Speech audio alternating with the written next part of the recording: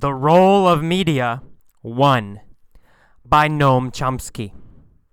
The role of the media in contemporary politics forces us to ask what kind of a society we want to live in, and in particular, in what sense of democracy do we want this to be a democratic society. Let me begin by counterposing two different conceptions of democracy. One conception of democracy has it that a democratic society is one in which the public has the means to participate in some meaningful way in the management of their own affairs, and the means of information are open and free. If you look up democracy in the dictionary, you'll get a definition something like that.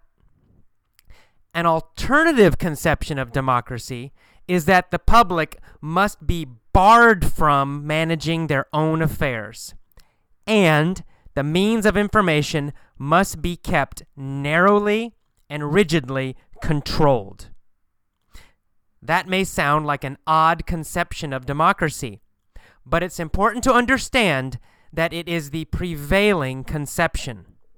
In fact, it has long been not just in operation, but even in theory. There's a long history that goes back to the earliest modern democratic revolutions in 17th century England, which largely expresses this point of view.